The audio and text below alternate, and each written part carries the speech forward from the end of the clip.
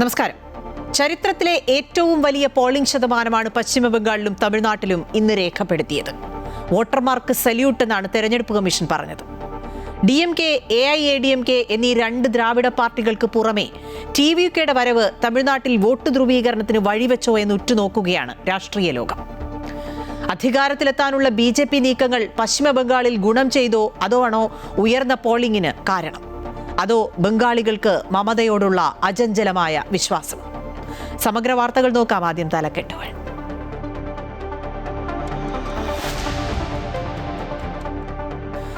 സംസ്ഥാനത്ത് ചൂട് കനക്കുമ്പോൾ കടുത്ത ജാഗ്രതാ നിർദ്ദേശവുമായി സർക്കാർ. കോവിഡ് കാലത്തെ പോലെ സെൽഫ് ലോക്ക്ഡൌൺ സമയമായി കണ്ട അനാവശ്യ യാത്രകളും പുറംപണികളും ഒഴിവാക്കണമെന്ന് മുഖ്യമന്ത്രി. സൂര്യാഘാതമേറ്റ് കണ്ണൂരിൽ യുവാവ് മരിച്ചു. 3 പേർക്ക് സൂര്യതപമേറ്റു. 2 ദിവസം കൂടി ഉഷ്ണതരംഗ മുന്നറിയിപ്പ്. പാലക്കാട്, കൊല്ലം, തൃശൂർ ജില്ലകളിൽ കടുത്ത ചൂട് തുടരും. കൊല്ലത്തെ വിദ്യാഭ്യാസ സ്ഥാപനങ്ങൾക്ക് നാളെ അവധി.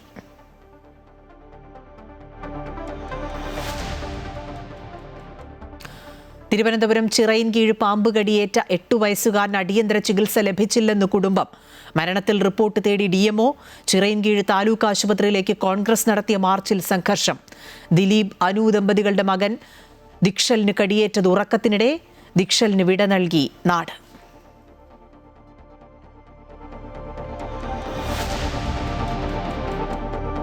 തൃശൂർ പൂരത്തിൽ ആചാരപരമായ ആഘോഷം മാത്രം, വെടിക്കെട്ട് ഒഴിവാക്കി. കുടമാറ്റം 15 മിനിറ്റ്. തീരുമാനം ദേവസ്വം മന്ത്രി വിളിച്ച യോഗത്തിൽ. സ്ഫോടനം നടന്ന മുണ്ടത്തിക്കോട് നടത്തിയ തെരച്ചിലിൽ കൂടുതൽ ശരീരഭാഗങ്ങൾ കണ്ടെത്തി.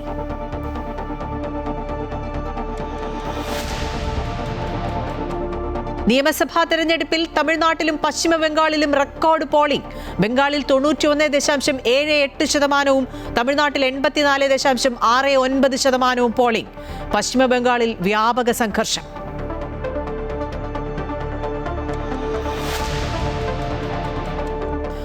അഞ്ചരക്കണ്ടി ഡെന്റൽ കോളേജ് വിദ്യാർത്ഥി നിതിൻ രാജിന്റെ മരണത്തിൽ ജാതി അധിക്ഷേപം ഒഴിവാക്കാൻ കോടതിയിൽ പട്ടികജാതിക്കാരനാണെന്ന രേഖ ഹാജരാക്കി ഡോക്ടർ റാം OBC ആണെന്ന രേഖകൾ നിരത്തി പ്രോസിക്യൂഷൻ. നിതിനെതിരെ പരാതി നൽകിയ ടീച്ചറെ ഡോക്ടർ റാം അഭിനന്ദിച്ചതായി ദൃശ്യങ്ങളും സാക്ഷിമൊഴികളും. അധ്യാപകരുടെ മുൻകൂർ ജാമ്യ ഹർജിയിൽ വിധി മറ്റന്നാൾ.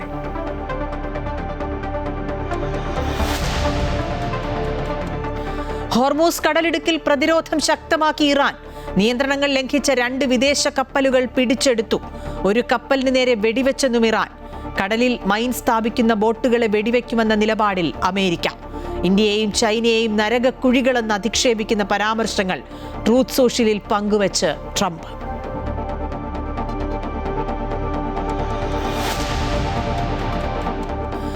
കോഴിക്കോട് വൻ MDMA വേട്ട. 3 കോടി രൂപ വിലമതിക്കുന്ന ലഹരി സൂക്ഷിച്ചത് കാറിന്റെ ബോണറ്റിൽ. പിടിയിലായത് കച്ചേരിക്കൽ സ്വദേശി ഷഹീഖ്, അടിവാരം സ്വദേശിനി ഫാത്തിമ സസ്രീൻ എന്നിവർ.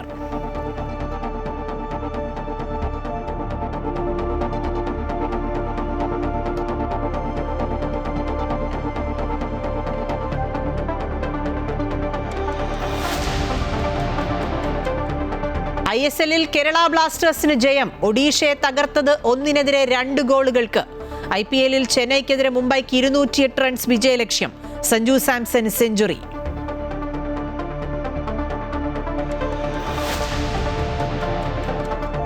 സുമതി വളവ് സിനിമയുടെ നഷ്ടം ജീവിതമില്ലാതാക്കിയെന്ന നിർമ്മാതാവ് മുരളി കുന്നുംപുറത്തിന്റെ ആരോപണങ്ങൾക്ക് മറുപടിയുമായി ചിത്രത്തിന്റെ സംവിധായകനും തിരക്കഥാകൃത്തും. മുരളി ചിത്രത്തിന്റെ കണക്ക് പുറത്തുവിടണമെന്ന് തിരക്കഥാകൃത്ത് അഭിലാഷ് പിള്ള. ചിത്രത്തിന്റെ നിർമ്മാണത്തിന് വലിയ ചെലവ് വരുമെന്ന് മുരളിയെ നേരത്തെ അറിയിച്ചിരുന്നുവെന്നും അഭിലാഷ്.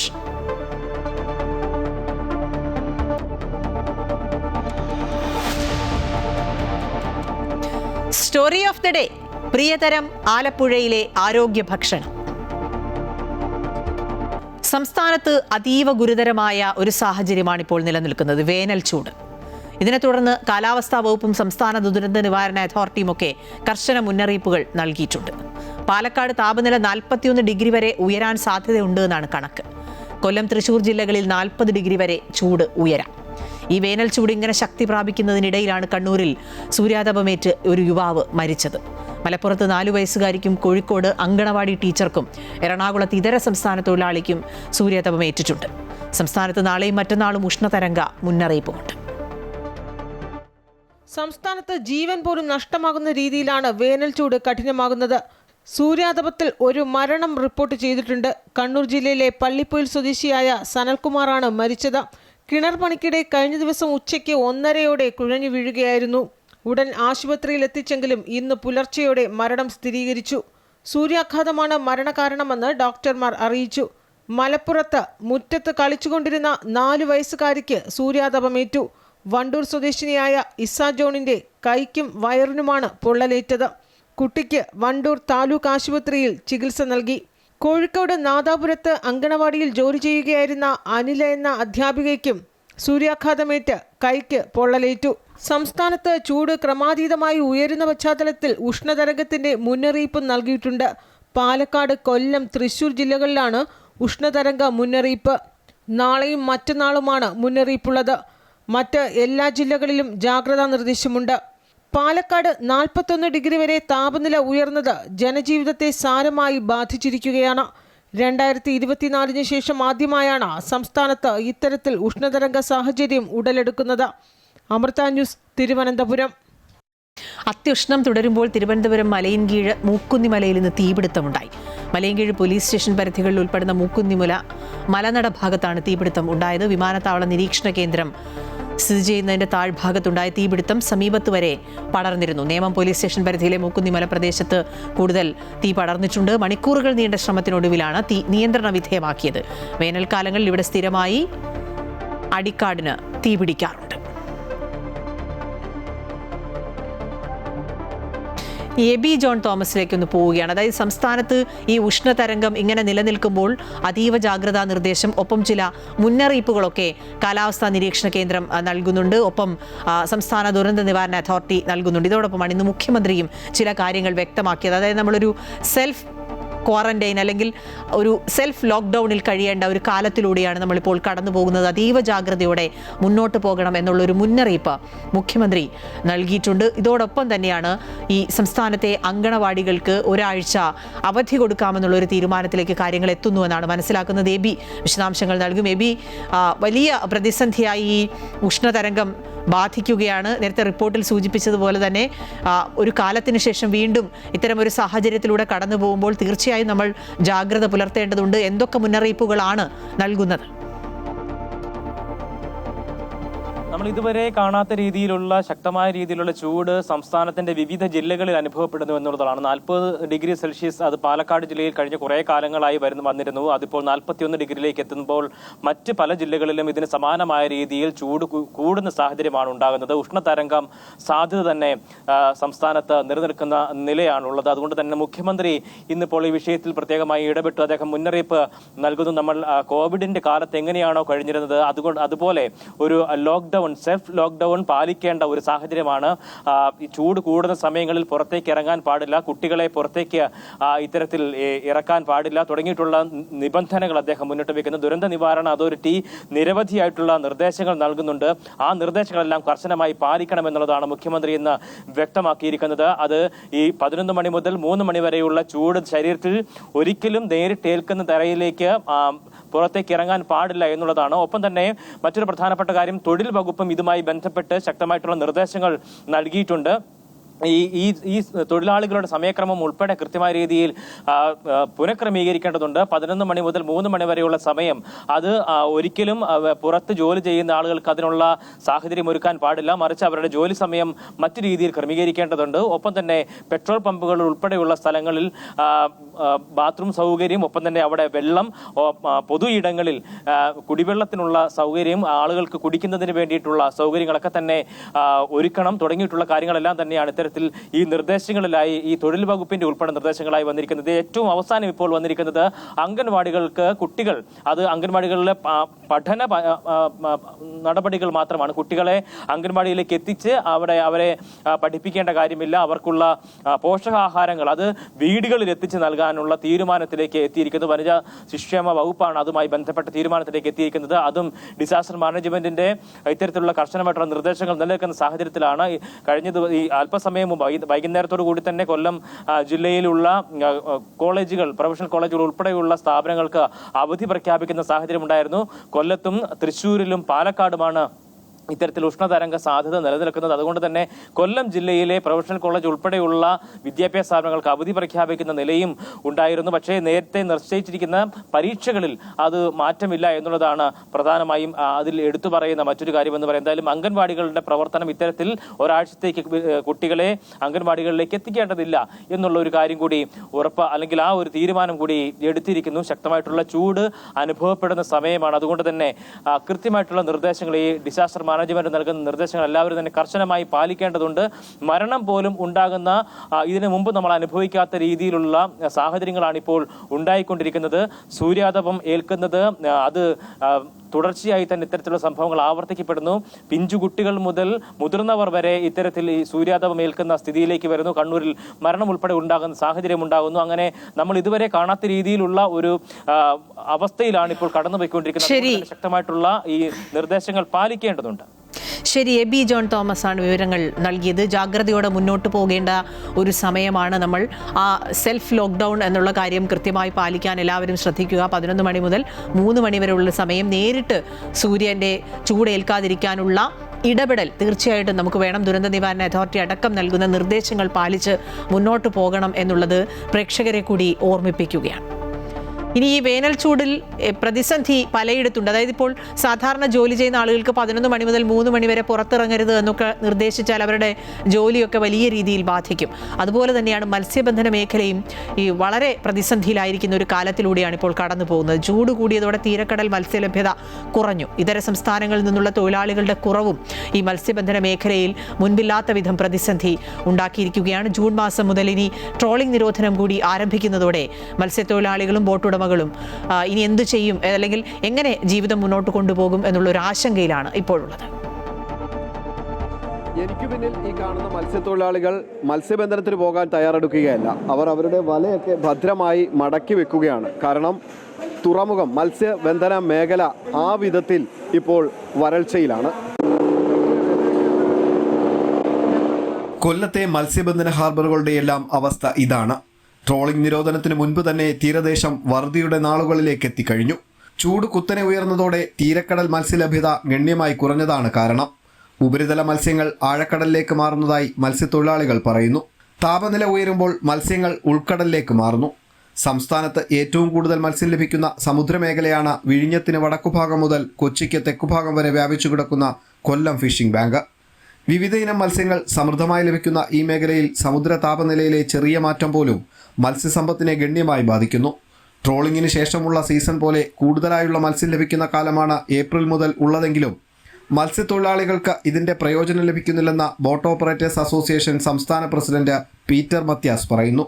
ഈ കാലാവസ്ഥാ വ്യതിയാനം അമിതമായ ചൂട് കൂടുന്നത് മത്സ്യത്തിൻ്റെ ലഭ്യതയെ കാര്യമായി ബാധിച്ചിട്ടുണ്ട്. അത് അമിതമായ ചൂട് കൂടുന്നതിൻ്റെ പ്രതിഭാസമായിട്ട് നമ്മുടെ ഈ എൽ നിനോ പ്രതിഭാസം വരികയും കടലിലെ സമുദ്രം ചൂടുപിടിക്കുകയും ചെയ്യുമ്പം മത്സ്യത്തിൻ്റെ ലഭ്യത കുറയുന്നുണ്ട്. മത്സ്യത്തിൻ്റെ ലഭ്യത കുറയുന്നതെന്ന് പറയുന്നത് ഈ അമിതമായ ചൂട് വരുമ്പം ഈ കുഞ്ഞു മത്സ്യങ്ങൾക്ക് ഭക്ഷിക്കാനുള്ള ആൽഗ ഡെവലപ്പ് ആവുന്നത് തന്നെ അത് നശിച്ചു പോകും. അമിതമായ ചൂടിൽ സമുദ്രത്തിൽ ഒരു 1/2 ഡിഗ്രി ടെമ്പറേച്ചർ വ്യത്യാസം വന്നാൽ തന്നെ മത്സ്യത്തിനെ അത് വളരെ ഗണ്യമായി ബാധിക്കും. കേരളത്തിലെ മത്സ്യബന്ധന മേഖലയിലെ ഏകദേശം 60% തൊഴിലാളികളും ഇതര സംസ്ഥാനക്കാരാണ്. വോട്ട് ചെയ്യുന്നതിനായി ഇവർ നാട്ടിലേക്ക് മടങ്ങിയതോടെ ആഴക്കടൽ മത്സ്യബന്ധനത്തിന് ആവശ്യമായ തൊഴിലാളികളെ ലഭിക്കാതെ ബോട്ടുകൾ തീരത്ത് കിടക്കുകയാണ്. ആഴക്കടൽ മത്സ്യബന്ധന ബോട്ടുകൾ കടലിൽ പോകാത്തതിനാൽ മത്സ്യ കയറ്റുമതിയും കുറഞ്ഞു. മണ്ണെണ്ണ വില വർദ്ധിച്ചതിനാൽ തീരക്കടൽ മത്സ്യബന്ധനം നടത്തുന്ന ഇൻബോർഡ് വള്ളങ്ങൾ കടലിൽ പോകുന്നില്ല. ഈ വള്ളങ്ങൾക്ക് ഇന്ധനമായി ഉപയോഗിക്കുന്ന മണ്ണെണ്ണ 103 രൂപയിൽ നിന്നും 155 രൂപയായി വർദ്ധിച്ചിരിക്കുകയാണ്. ഇതും മത്സ്യബന്ധന മേഖലയെ പ്രതിസന്ധിയിലാക്കി.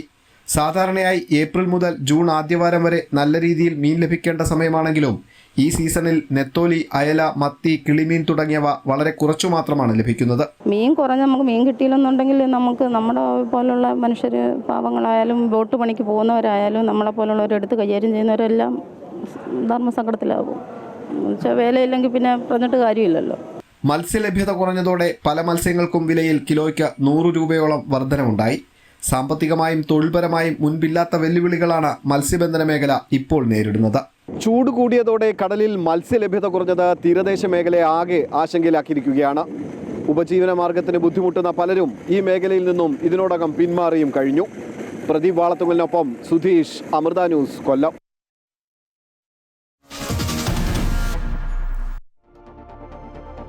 സംസ്ഥാനത്ത് കഴിഞ്ഞ കുറേ ദിവസമായി നമ്മളെ പേടിപ്പിക്കുന്ന മറ്റൊന്നാണ് പാമ്പ് കടിയേറ്റുള്ള മരണം അല്ലെങ്കിൽ പാമ്പ് കടിയേൽക്കുന്നത്. ഏറ്റവും പുതുതായി ഇന്ന് കേട്ടതാണ് തിരുവനന്തപുരം ചിറയിൻകീഴിൽ പാമ്പ് കടിയേറ്റ് ഒരു 8 വയസ്സുകാരൻ മരിച്ചു എന്നുള്ളത്. ആ 8 വയസ്സുകാരൻ ദിക്ഷലിന് കണ്ണീരോടെ വിട നൽകുകയായിരുന്നു നാട്. അടിയന്തര ചികിത്സ നൽകുന്നതിൽ വീഴ്ചയുണ്ടായതാണ് കുഞ്ഞിൻ്റെ മരണത്തിന് കാരണം എന്നാണ് കുടുംബം ആരോപിക്കുന്നത്. സംഭവത്തിൽ DMO അടിയന്തരമായി റിപ്പോർട്ട് തേടിയിട്ടുണ്ട്. ഇതോടൊപ്പം തന്നെ ആശുപത്രിക്കെതിരെ ആരോപണമുയർന്ന പശ്ചാത്തലത്തിൽ BJP കോൺഗ്രസ് പാർട്ടികളുടെ നേതൃത്വത്തിൽ ചിറയൻകീഴ് താലൂക്ക് ആശുപത്രിയിലേക്ക് പ്രതിഷേധ മാർച്ചും നടത്തി.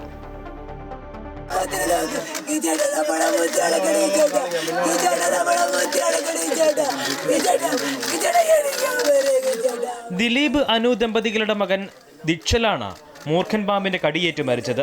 അർദ്ധരാത്രിയിൽ അച്ചമ്മയോടൊപ്പം തറയിൽ കിടന്നുറങ്ങുന്നതിനിടെയാണ് കുഞ്ഞിന് പാമ്പ് കടിയേറ്റത്. കുട്ടിയെ ഉടൻ ചിറയൻകീഴ് താലൂക്ക് ആശുപത്രിയിൽ എത്തിച്ചെങ്കിലും ആവശ്യമായ ചികിത്സ ലഭിച്ചില്ലെന്നാണ് കുടുംബത്തിന്റെയും ബന്ധുക്കളുടെയും ആരോപണം. ഇതിപ്പോ ഈ കുഞ്ഞിനെ കടിച്ചിട്ട് താലൂക്ക് ആശുപത്രി കൊണ്ടുവന്നിട്ട് അവര് ഒരു ചികിത്സയും നൽകിയില്ലെന്ന് വേണം പറയാൻ. നരച്ചില് കടിച്ചോ, ഇത് പാറ്റ കടിച്ചോ എന്നൊക്കെയാണ് അവർ തമാശയ്ക്ക് ചോദിക്കുമ്പോഴാണ് ചോദിച്ചാൽ. ആ കുഞ്ഞിനെ ഹോസ്പിറ്റലിൽ കൊണ്ടുവരുമ്പോൾ അതിന് ജീവൻ ഉണ്ടായിരുന്നു. നമ്മളെ പോകുമ്പോൾ അത്രേ ഉള്ളൂ. ആശുപത്രിയിൽ ആന്റിവെനം ഉണ്ടായിരുന്നുവെന്നും പ്രാഥമിക പരിശോധനയിൽ പാമ്പ് കടി സ്ഥിരീകരിക്കാത്തതിനാലാണ് അത് നൽകാതിരുന്നതെന്നും ചികിത്സാ പിഴവ് ഉണ്ടായിട്ടില്ലെന്നുമാണ് ആശുപത്രിയുടെ വിശദീകരണം. പാമ്പ് കടിയേറ്റ് ചികിത്സയ്ക്കായി ആശുപത്രിയിലേക്ക് എത്തിയ കുഞ്ഞിന് മതിയായിട്ടുള്ള ചികിത്സ നൽകിയില്ല എന്നതായിരുന്നു ചിറയൻകീഴ് താലൂക്ക് ആശുപത്രിക്കെതിരെ ഉയർന്ന പ്രധാനപ്പെട്ട ആരോപണം. ആശുപത്രി നൽകുന്ന വിശദീകരണത്തിലും ഇതിനെ സാധൂകരിക്കുന്നുണ്ട്. കാരണം രക്തപരിശോധന നടത്തിയെന്നും പരിശോധനയിൽ പാമ്പ് കടിയേറ്റതായി സ്ഥിരീകരിക്കാൻ കഴിഞ്ഞില്ല എന്നുമായിരുന്നു ആശുപത്രി ഈ വിശദീകരണത്തിൽ പറയുന്നത്. സംഭവത്തിൽ DMO ആശുപത്രി സൂപ്രണ്ടിനോട് റിപ്പോർട്ട് തേടിയിട്ടുണ്ട്. ചികിത്സാ പിഴവാരോപണം ഉയർന്നതോടെ കോൺഗ്രസ് BJP പ്രവർത്തകർ ആശുപത്രിയിലേക്ക് പ്രതിഷേധ മാർച്ച് നടത്തി.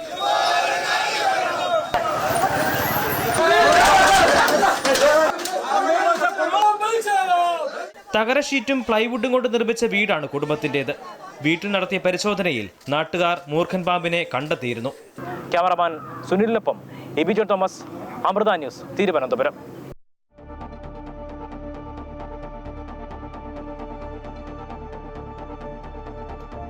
വടക്കേത്തുപ്പിൽ സെലീനയാണ് മരിച്ചത്. കുറ്റംകുളങ്ങരയിൽ വെച്ചാണ് സെലീനയ്ക്ക് പാമ്പ് കടിയേൽക്കുന്നത്. കായംകുളം താലൂക്ക് ആശുപത്രിയിൽ എത്തിച്ചെങ്കിലും ജീവൻ രക്ഷിക്കാനായില്ല. ബന്ധുവിൻ്റെ വിവാഹ സൽക്കാരത്തിൽ പങ്കെടുക്കാൻ പോകുമ്പോഴായിരുന്നു സംഭവം. ആളൊഴിഞ്ഞ പറമ്പിൽ ഇരുചക്രവാഹനം പാർക്ക് ചെയ്തിരുന്നു. സൽക്കാരത്തിൽ പങ്കെടുത്ത ശേഷം വാഹനം എടുക്കാൻ പോകുമ്പോഴാണ് പാമ്പ് കടിയേറ്റത്.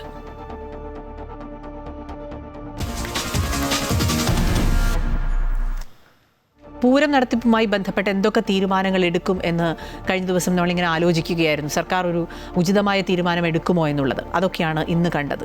മുണ്ടത്തിക്കോട് വെടിക്കെട്ട് അപകടത്തിൻ്റെ പശ്ചാത്തലത്തിൽ തൃശ്ശൂർ പൂരം ആചാരപരമായ ചടങ്ങുകൾ മാത്രമാക്കി നടത്താൻ തീരുമാനിച്ചു. തൃശ്ശൂർ കളക്ടറേറ്റിൽ മന്ത്രിമാരും ഉദ്യോഗസ്ഥരുമായി പാറമേക്കാവ്, തിരുവമ്പാടി ദേവസ്വം പ്രതിനിധികൾ നടത്തിയ യോഗത്തിലായിരുന്നു അത്തരമൊരു തീരുമാനമെടുത്തത്. വെടിക്കെട്ട് പൂർണ്ണമായും ഒഴിവാക്കും. അതോടൊപ്പം കുടമാറ്റത്തിൻ്റെ ദൈർഘ്യം 1 മണിക്കൂറിൽ നിന്ന് 15 മിനിറ്റായി കുറയ്ക്കും. മറ്റ് ചടങ്ങുകൾക്ക് മാറ്റം ഉണ്ടാവില്ല. സാമ്പിൾ വെടിക്കെട്ട് ഒഴിവാക്കി പ്രധാന വെടിക്കെട്ട് നടത്താൻ പാറമേക്കാവ് ദേവസ്വം താൽപര്യം അറിയിച്ചിരുന്നു. എന്നാൽ മന്ത്രിതല ചർച്ചയിൽ ഇത് ഒഴിവാക്കുകയായിരുന്നു. ആചാരം പാലിക്കുന്നതിനായി ഒരു കതിനയോ കുഴിമിന്നലോ മാത്രമാകും സമ്പൂർണ്ണ വെടിക്കെട്ടിന് പകരമായി ഉണ്ടാവുക. കുടമാറ്റത്തിൽ കുടകളുടെ എണ്ണം കുറയ്ക്കും. കുടമാറ്റത്തിന്റെ സമയദൈർഘ്യവും വെട്ടിച്ചുരുക്കും. 1 മണിക്കൂർ ഉണ്ടായിരുന്ന കുടമാറ്റം 15 മിനിറ്റാക്കി കുറച്ചു. കുടമാറ്റത്തിന് 15 ആനകൾ വീതമാണ് പാറമേക്കാവിനും തിരുവമ്പാടിക്കും ഉണ്ടാവുക. അതേസമയം ഇലഞ്ഞിത്തറമേളം, ആന എഴുന്നള്ളിപ്പ് എന്നിവ ആചാരത്തിന്റെ ഭാഗമായതിനാൽ ഇവ ഒഴിവാക്കില്ലെന്ന പാറമേക്കാവ് ദേവസ്വം സെക്രട്ടറി G. രാജേഷ് പറഞ്ഞു. കുടമാറ്റം സിംബോളിക് കുറച്ച് സെറ്റ് മാത്രം, അതൊക്കെ എഴുന്നള്ളിപ്പ് സാധാ നടക്കണം. കുറച്ച് ഇപ്പൊ നമ്മൾ 15 സെറ്റ് എന്ന് പറഞ്ഞിട്ടുള്ള ചിലപ്പോൾ കുറച്ചുകൂടി കുറയ്ക്കും. അപ്പൊ പ്രതീകാത്മകമായിട്ട് നടക്കും. ദുരന്തത്തിന്റെ പശ്ചാത്തലത്തിൽ സർക്കാർ നിർദ്ദേശങ്ങൾ അംഗീകരിക്കുന്നുവെന്നും വെടിക്കെട്ട് പൂർണ്ണമായും ഒഴിവാക്കുകയും കുടമാറ്റം ചടങ്ങ് മാത്രമായി മാറ്റുമെന്നും ആചാരങ്ങൾക്ക് മാറ്റമില്ലെന്നും തിരുവമ്പാടി ദേവസ്വം സെക്രട്ടറി K. ഗിരീഷ് കുമാറും പറഞ്ഞു. പൂരം എന്തായാലും ചടങ്ങുകളെല്ലാം ഭംഗിയാക്കി നടത്തും. ഇല്ല, ഉണ്ടാവില്ല. കുടമാറ്റം ആചാരപ്രകാരമുള്ള എല്ലാം ഉണ്ടാവും. എല്ലാ ആചാരങ്ങളും ഉണ്ടാവും. മന്ത്രിമാരായ R. Bindu, VN Vasavan, K. Rajan, കേന്ദ്രമന്ത്രി സുരേഷ് ഗോപി, ജില്ലാ collector Shikha Surendran, city police commissioner Nakul R. Deshmukh, വിവിധ സർക്കാർ വകുപ്പ് ഉദ്യോഗസ്ഥർ എന്നിവർ യോഗത്തിൽ പങ്കെടുത്തു.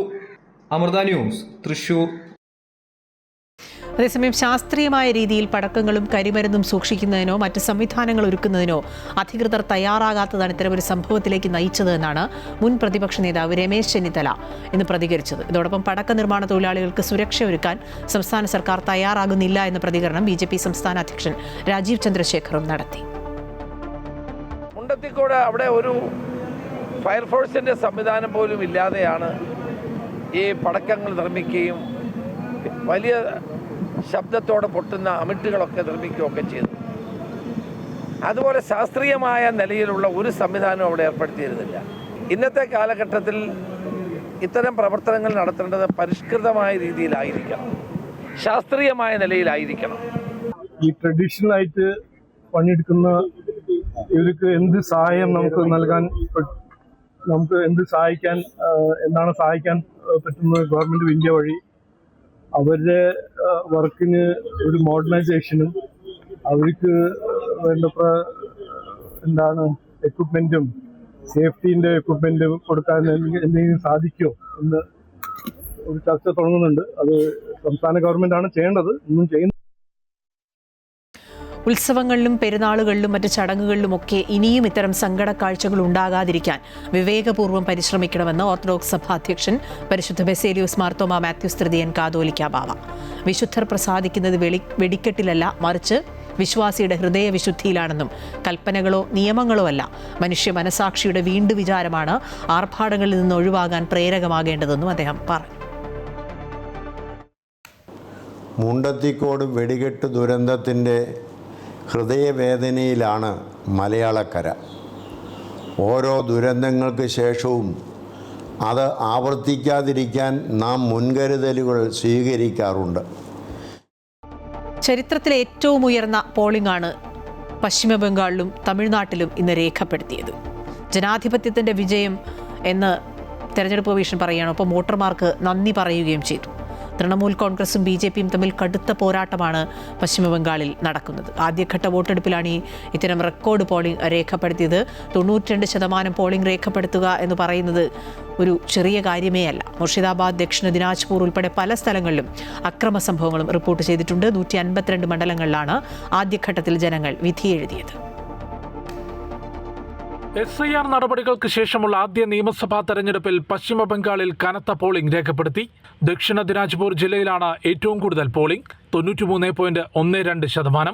294 നിയമസഭാ മണ്ഡലങ്ങളുള്ള സംസ്ഥാനത്ത് ആദ്യഘട്ടത്തിൽ 16 ജില്ലകളിലെ 152 മണ്ഡലങ്ങളിലാണ് വോട്ടെടുപ്പ് നടന്നത്. കഴിഞ്ഞ തെരഞ്ഞെടുപ്പിൽ BJPക്ക് കൂടുതൽ സീറ്റുകൾ ലഭിച്ച വടക്കൻ ബംഗാൾ മേഖല ആദ്യഘട്ടത്തിൽ തന്നെ ജനവിധി രേഖപ്പെടുത്തി. വോട്ടെടുപ്പിനിടെ മുർഷിദാബാദ്, ദക്ഷിണ ദിനാജ്പൂർ തുടങ്ങിയ സ്ഥലങ്ങളിൽ അക്രമ സംഭവങ്ങൾ റിപ്പോർട്ട് ചെയ്തു. അസൻസോൾ സൗത്തിൽ BJP സ്ഥാനാർത്ഥി അഗ്നിമിത്ര പോളിന്റെ കാറിന് നേരെ അക്രമമുണ്ടായി. പൂർവ്വ മെദിനിപൂർ, കൂച്ച് ബിഹാർ, മാൽഡ, സിലിഗുരി എന്നിവിടങ്ങളിലെ നിരവധി ബൂത്തുകളിൽ EVM തകരാറിനെ തുടർന്ന് കുറച്ചു സമയം വോട്ടെടുപ്പ് വൈകിയതും വാക്കുതർക്കങ്ങൾക്ക് കാരണമായി. കേന്ദ്രസേനയെ വിന്യസിച്ച് കനത്ത സുരക്ഷാ വലയത്തിലായിരുന്നു വോട്ടെടുപ്പ്. പൊതുജനങ്ങൾക്ക് BJPയിൽ വിശ്വാസമുണ്ടെന്നും ഇത്തവണ ബംഗാൾ പിടിച്ചെടുക്കുമെന്ന പ്രഖ്യാപനവുമാണ് നന്ദിഗ്രാമിലെ BJP സ്ഥാനാർത്ഥിയും പ്രതിപക്ഷ നേതാവുമായ സുവേന്ദു അധികാരി നടത്തിയത്. जनता तो जागरूक हो गया है। यहाँ बंगाल में इंडस्ट्री, नौकरी और नारी सुरक्षा ही तो बड़ा मुद्दा है। घुसपैठिया एक बड़ा मुद्दा है। बीजेपी का जो मैनिफेस्टो डिक्लेयर किया उनका ऊपर जनता का आस्था है. SIR മുതൽ വനിതാ സംവരണം വരെയുള്ള വിഷയങ്ങൾ ഉയർത്തി ശക്തമായ പോരാട്ടമാണ് മണ്ഡലങ്ങളിൽ തൃണമൂൽ കോൺഗ്രസും BJPയും നടത്തിയത്. കേന്ദ്ര സർക്കാരിനെയും പ്രധാനമന്ത്രിയെയും കടന്നാക്രമിച്ചുകൊണ്ട് പ്രചാരണം നടത്തിയ മുഖ്യമന്ത്രി മമതാ ബാനർജിയും തൃണമൂൽ കോൺഗ്രസും ഭരണ തുടർച്ചയുണ്ടാകുമെന്ന ആത്മവിശ്വാസത്തിലാണ്. ഈ മാസം 29-നാണ് ബംഗാളിൽ രണ്ടാം ഘട്ട വോട്ടെടുപ്പ്. അമൃത ന്യൂസ്, ന്യൂഡൽഹി. തമിഴ്നാട്ടിലും കണ്ടത് 2011 ഏറ്റവും ഉയർന്ന, അതായത് 2011 പോളിംഗ് ശതമാനമായിരുന്നു ഇതുവരെയുള്ള ഏറ്റവും ഉയർന്ന പോളിംഗ് ശതമാനം. അതിനും ബഹുദൂരം മുന്നിലേക്ക് തമിഴ്നാട്ടിലെ പോളിംഗും ഇന്ന് രേഖപ്പെടുത്തുകയുണ്ടായി. 85% പോളിംഗ് രേഖപ്പെടുത്തുന്നതാണ് കണ്ടത്. തമിഴ്നാട്ടിലെ 234 നിയമസഭാ മണ്ഡലങ്ങളിലേക്കും ഒറ്റഘട്ടമായിട്ടായിരുന്നു പോളിംഗ്. DMK, AIADMK, അതായത് AIADMK NDA സഖ്യം ഒപ്പം വിജയ് കൊണ്ടുവന്ന TVK. എത്രത്തോളമാണ് ജനങ്ങൾ ഇവരെയൊക്കെ വിശ്വസിച്ചതെന്ന് അറിയാൻ നമ്മൾ കാത്തിരിക്കണം. തുടർച്ച ലക്ഷ്യമിട്ട് DMKയും തിരിച്ചുവരവിന് അണ്ണാ DMKയും മാസ് എൻട്രിക്ക് വിജയുടെ TVKയും നേർക്കുനേർ ഏറ്റുമുട്ടിയ പോരാട്ടമായിരുന്നു ഇത്തവണ തമിഴ്നാട്ടിൽ. ചരിത്രത്തിലെ ഏറ്റവും ഉയർന്ന പോളിംഗാണ് തമിഴ്നാട്ടിൽ രേഖപ്പെടുത്തിയത്. 2021 നിയമസഭാ തെരഞ്ഞെടുപ്പിൽ 73.63% പോളിംഗ്. 2011 തമിഴ്നാട്ടിൽ ഇതിനു മുൻപ് ഏറ്റവും ഉയർന്ന പോളിംഗ് രേഖപ്പെടുത്തിയത്. 78.29% അന്ന് പോളിംഗ്. ആകെ 5.73 കോടി വോട്ടർമാരാണ് തമിഴ്നാട്ടിലുള്ളത്. 234 അംഗ നിയമസഭയിലേക്ക് 4023 സ്ഥാനാർത്ഥികളാണ് മത്സര രംഗത്തുണ്ടായിരുന്നത്. തെക്കൻ ജില്ലകളും നീലഗിരിയും ഒഴികെ എല്ലായിടത്തും 5 മണിക്ക് മുൻപ് തന്നെ 2021 വോട്ടിംഗ് കണക്ക് മറികടന്നു. രാവിലെ തന്നെ പ്രമുഖ രാഷ്ട്രീയ നേതാക്കളും സിനിമാ താരങ്ങളും വോട്ട് ചെയ്തു. മുഖ്യമന്ത്രി MK സ്റ്റാലിൻ, ഉപമുഖ്യമന്ത്രി ഉദയനിധി സ്റ്റാലിൻ, TVK പ്രസിഡന്റ് വിജയ്, കേന്ദ്രമന്ത്രി L മുരുകൻ, സിനിമാ താരങ്ങളായ രജനീകാന്ത്, കമൽഹാസൻ, അജിത്, തൃഷ, സംഗീതജ്ഞൻ ഇളയരാജ തുടങ്ങിയവർ ചെന്നൈയിലും, AIADMK general secretary Edappadi Palaniswami സേലത്തും, BJP നേതാവ് K അണ്ണാമലൈ കോയമ്പത്തൂരിലും വോട്ട് രേഖപ്പെടുത്തി. പോളിംഗ് ശതമാനം ഉയർന്നതിൽ വിജയ് എഫക്റ്റ് ഇല്ലെന്നും അധികാര തുടർച്ച നേടുമെന്നും സ്റ്റാലിൻ 2.0 ഉറപ്പാണെന്നുമാണ് DMKയുടെ അവകാശവാദം. ഭരണവിരുദ്ധ വികാരമാണ് പ്രകടമായതെന്നും അധികാരം തിരിച്ചുപിടിക്കുമെന്നുമാണ് AIADMKയുടെ പക്ഷം. വിജയ് ഫാക്ടറാണ് പോളിംഗ് വർധനയ്ക്ക് കാരണമെന്നും ഫലം വരുമ്പോൾ അത്ഭുതം പ്രതീക്ഷിക്കാമെന്നും TVKയും പ്രതികരിച്ചു. യാത്രാ സൗകര്യമില്ലാത്ത ഇടങ്ങളിൽ പോളിംഗിന് 2 മണിക്കൂർ അധിക സമയം അനുവദിക്കണമെന്ന വിജയുടെ ആവശ്യം തിരഞ്ഞെടുപ്പ് കമ്മീഷൻ തള്ളി. കാര്യമായ അനിഷ്ട സംഭവങ്ങളൊന്നുമില്ലാതെയാണ് പോളിംഗ് പൂർത്തിയായത്. News desk Amrita news.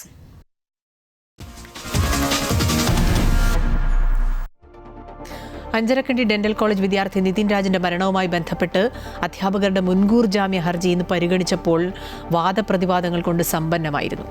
ഹർജിയിൽ വിധി മറ്റന്നാൾ പറയും. തലശ്ശേരി സെഷൻസ് കോടതിയിലാണ് വാദം പൂർത്തിയായത്. ഡോക്ടർ റാമിനും സംഗീതയ്ക്കും കുരുക്കായി പല തെളിവുകളും പ്രോസിക്യൂഷൻ ഇന്ന് ഹാജരാക്കിയിട്ടുണ്ട്. അഞ്ചരക്കണ്ടി മെഡിക്കൽ കോളേജിലെ 1ാം വർഷ BDS വിദ്യാർത്ഥി നിതിൻ രാജിന്റെ മരണത്തിൽ പ്രതിചേർക്കപ്പെട്ട പത്തോളജി വിഭാഗം മുൻ തലവൻ doctor MK Ram, associate professor doctor Sangeetha എന്നിവർ സമർപ്പിച്ച മുൻകൂർ ജാമ്യാപേക്ഷയിലാണ് തലശ്ശേരി സെഷൻസ് കോടതിയിൽ വാദം പൂർത്തിയായത്. നിതിൻ രാജിന്റെ കുടുംബം കേസിൽ കക്ഷി ചേർന്നതോടെ അവരുടെ ഭാഗം കൂടി കേൾക്കാനാണ് അപേക്ഷ പരിഗണിക്കുന്നത് ഇന്നത്തേക്ക് മാറ്റിയിരുന്നത്. വിദ്യാർത്ഥിയുടെ മരണത്തിൽ അധ്യാപകർക്കുള്ള പങ്ക് കോടതിയിൽ അക്കമിട്ട് നിരത്തിയ പ്രോസിക്യൂഷൻ ഇത് സാധൂകരിക്കുന്ന ഡിജിറ്റൽ തെളിവുകളും മറ്റ് രേഖകളും ഹാജരാക്കി. ഷെഡ്യൂൾഡ് കാസ്റ്റിൽപ്പെട്ട ആളാണ് ഞാനെന്ന് പറഞ്ഞിട്ടാണ് ഹർജിയോടൊപ്പം അദ്ദേഹം 3 രേഖകൾ ഹാജരാക്കി. അത് കളവാണ് എന്ന് പ്രോസിക്യൂഷൻ രേഖാമൂലം തന്നെ തെളിയിച്ചു കഴിഞ്ഞു. അതിനിടെ നിതിന്റെ മരണത്തിൽ പ്രതികളെ അറസ്റ്റ് ചെയ്യണമെന്നാവശ്യപ്പെട്ട് കോളേജിലേക്ക് യൂത്ത് ലീഗ് നടത്തിയ മാർച്ചിൽ സംഘർഷമുണ്ടായി. ബാരിക്കേഡ് മറിച്ചിട്ട് കോളേജ് ക്യാമ്പസിനുള്ളിലേക്ക് തള്ളിക്കയറാൻ ശ്രമിച്ച പ്രവർത്തകരെ പോലീസ് അറസ്റ്റ് ചെയ്തു നീക്കി. സംഭവ ദിവസം രാവിലെ 11 മുതൽ 1:10 വരെ നിതിൻ രാജ് പ്രിൻസിപ്പലിന്റെ മുറിയിലായിരുന്നു. മുറിയിൽ നിന്നിറങ്ങി 10 മിനിറ്റിനകമാണ് സംഭവം. അതിനാൽ ഡോക്ടർ റാമിന് സംഭവത്തിൽ പങ്കില്ല എന്നാണ് പ്രതിഭാഗം വാദിച്ചത്. നിരപരാധിയാണെന്നും അറസ്റ്റ് ചെയ്താൽ പീഡനത്തിനിരയാകാൻ സാധ്യതയുണ്ടെന്നുമാണ് സംഗീതയുടെ മുൻകൂർ ജാമ്യാപേക്ഷയിലുള്ളത്. കേസിൽ 1ഉം 2ഉം പ്രതികളാണ് ഇരുവരും. പ്രോസിക്യൂഷനു വേണ്ടി public prosecutor K Ajith Kumar ഹാജരായി. ഡോക്ടർ റാം കിഷോർ കുമാർ മുഖേനയും സംഗീത നമ്പ്യാർ അഡ്വക്കേറ്റ് V ജയകൃഷ്ണൻ മുഖേനയുമാണ് മുൻകൂർ ജാമ്യാപേക്ഷ നൽകിയത്. കേസിൽ അറസ്റ്റിലായ ലോണാബ് കമ്പനി ജീവനക്കാരുടെ പോലീസ് കസ്റ്റഡി അപേക്ഷ നാളെ പരിഗണിക്കും. അമൃത ന്യൂസ്, കണ്ണൂർ.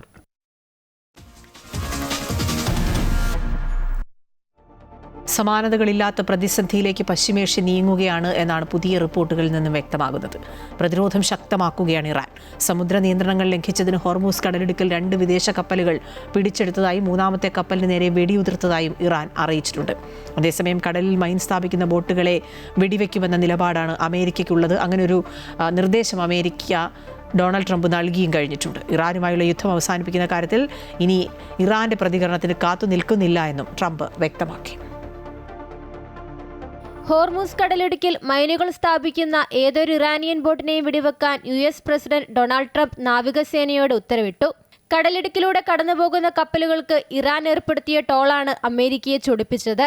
അതേസമയം ഹോർമൂസിലൂടെ കടന്നുപോകുന്ന കപ്പലുകളിൽ നിന്ന് ചുങ്കം ലഭിച്ചതായി ഇറാൻ ഡെപ്യൂട്ടി സ്പീക്കർ അറിയിച്ചു. എന്നാൽ എത്ര തുകയാണ് ലഭിച്ചതെന്നോ ഏത് രാജ്യത്തു നിന്നുള്ള കപ്പലിൽ നിന്നാണോ തുക ഈടാക്കിയതെന്നോ ഇറാൻ വെളിപ്പെടുത്തിയിട്ടില്ല. കടത്തിവിടുന്ന ഓരോ ചരക്ക് കപ്പലിൽ നിന്നും $20 ലക്ഷം പിരിക്കുമെന്നാണ് നേരത്തെ അറിയിച്ചിരുന്നത്. അതേസമയം ഇറാന് ടോൾ നൽകുന്ന കപ്പലുകളെ US നാവിക കപ്പലുകൾ നിരീക്ഷണ വലയത്തിൽ ഉൾപ്പെടുത്തിയിട്ടുണ്ടെന്നും ട്രംപ് അറിയിച്ചു. സമുദ്ര നിയന്ത്രണങ്ങൾ ലംഘിച്ചതിന് ഹോർമൂസ് കടലിടുക്കിൽ 2 വിദേശ കപ്പലുകൾ പിടിച്ചെടുത്തതായും 3ാമത്തെ കപ്പലിന് നേരെ വെടിയുതിർത്തതായും ഇറാന്റെ റവല്യൂഷണറി ഗാർഡ് പറയുന്നു. കമാൻഡോകൾ കപ്പൽ ആക്രമിക്കുന്ന ദൃശ്യങ്ങൾ പുറത്തു വന്നിട്ടുണ്ട്. അതേസമയം ഇറാൻ നാവിക കേന്ദ്രങ്ങളിലുള്ള അമേരിക്കയുടെ ഉപരോധം നീക്കാതെ ഹോർമുസ് കടലിടുക്ക് തുറന്നുകൊടുക്കില്ലെന്ന കടുത്ത നിലപാടിലാണ് ഇറാൻ. മാത്രമല്ല, ഉപരോധം നീക്കാതെ അമേരിക്കയുമായി തുടർ ചർച്ചകൾക്കില്ലെന്നും ഇറാൻ ആവർത്തിക്കുന്നു. ഇറാനുമായുള്ള യുദ്ധം അവസാനിപ്പിക്കുന്ന കാര്യത്തിൽ ഇനി ടെഹ്റാന്റെ പ്രതികരണത്തിന് കാത്തു നിൽക്കില്ലെന്നാണ് ട്രംപ് വ്യക്തമാക്കുന്നത്. ഇറാന് അതിന്റെ നേതാവ് ആരാണെന്നറിയില്ലെന്നും ട്രംപ് പരിഹസിച്ചു. അമേരിക്കയും ഇറാനും തമ്മിലുള്ള ചർച്ചകൾ ഇപ്പോഴും സ്തംഭനാവസ്ഥയിലാണ്. സജീവമായ വെടിനിർത്തലുണ്ടായിരുന്നിട്ടും നയതന്ത്ര പുരോഗതി സ്തംഭനാവസ്ഥയിലാണ്. ഇത് ആഗോള ഊർജ്ജ വിപണികളെയും ബാധിച്ചു. സംഘർഷത്തിനിടയിൽ എണ്ണവില വീണ്ടും ഉയർന്നു. News desk Amrita News. അതിനിടെ ഇന്ത്യയും ചൈനയും നരകക്കുഴി എന്ന് അധിക്ഷേപിക്കുന്ന പരാമർശങ്ങൾ സമൂഹമാധ്യമ അക്കൗണ്ടായ ട്രൂത്ത് സോഷ്യലിൽ പങ്കുവച്ചിരിക്കുകയാണ് US president Donald Trump. American രാഷ്ട്രീയ നിരീക്ഷകനും റേഡിയോ അവതാരകനുമായ മൈക്കൽ സാവേജിന്റെ പോഡ്കാസ്റ്റാണ് ട്രംപ് പങ്കുവച്ചത്. മൈക്കൽ സാവേജിന്റെ സാവേജ് നേഷൻ എന്ന പോഡ്കാസ്റ്റിലെ ട്രാൻസ്ക്രിപ്റ്റും വീഡിയോയുമാണ് ട്രംപ് തന്റെ ട്രൂത്ത് സോഷ്യൽ പ്ലാറ്റ്ഫോമിൽ പങ്കുവച്ചത്. ജന്മാവകാശ പൗരത്വ നിയമത്തിനെതിരെ സാവേജ് കടുത്ത വിമർശനമാണ് വീഡിയോയിൽ ഉന്നയിക്കുന്നത്. ഇന്ത്യയിൽ നിന്നും ചൈനയിൽ നിന്നുമുള്ള ആളുകൾ ഗർഭത്തിന്റെ 9ാം മാസത്തിൽ അമേരിക്കയിൽ വന്ന് പ്രസവിക്കുന്നുവെന്നും നിലവിലെ നിയമം വഴി ആ കുഞ്ഞുങ്ങൾക്ക് ഉടൻ തന്നെ അമേരിക്കൻ പൗരത്വം ലഭിക്കുന്നുവെന്നുമാണ് സാവേജിന്റെ പരാമർശം. ഇവിടെ ജനിക്കുന്ന ഒരു കുഞ്ഞ് തൽക്ഷണം US പൗരനായി മാറുന്നു. തുടർന്ന് അവർ ചൈനയിൽ നിന്നോ ഇന്ത്യയിൽ നിന്നോ അല്ലെങ്കിൽ മറ്റേതെങ്കിലും നരകക്കുഴിയിൽ നിന്നോ അവരുടെ മുഴുവൻ കുടുംബത്തെയും കൊണ്ടുവരുന്നു. അമേരിക്കൻ സുപ്രീം കോടതിയിൽ ജന്മനാ ഉള്ള പൗരത്വവുമായി ബന്ധപ്പെട്ട വാദങ്ങൾ നടക്കുന്ന പശ്ചാത്തലത്തിലാണ് പ്രതികരണം. അമേരിക്കയിലെ ജന്മാവകാശ പൗരത്വ നിയമത്തിൽ മാറ്റം വരുത്തണമെന്ന് സാവേജ് ആവശ്യപ്പെടുന്നു. പൗരന്മാരല്ലാത്തവരുടെ US-ൽ ജനിക്കുന്ന കുട്ടികൾക്ക് സ്വാഭാവികമായി പൗരത്വം നൽകുന്ന നടപടി കോടതികൾക്ക് വിടുന്നതിന് പകരം ഒരു ദേശീയ റഫറൻഡം നടത്തുകയാണ് വേണ്ടതെന്നാണ് സാവേജിന്റെ അഭിപ്രായം. കാലിഫോർണിയയിലെ സാങ്കേതിക മേഖലയിലെ ജോലികളിൽ ഇന്ത്യയിൽ നിന്നും ചൈനയിൽ നിന്നുമുള്ളവർ ആധിപത്യം പുലർത്തുന്നുവെന്നും ഇതിനാൽ മറ്റുള്ളവർക്ക് അവസരങ്ങൾ നഷ്ടപ്പെടുന്നുവെന്നും സാവേജ് ആരോപിക്കുന്നു.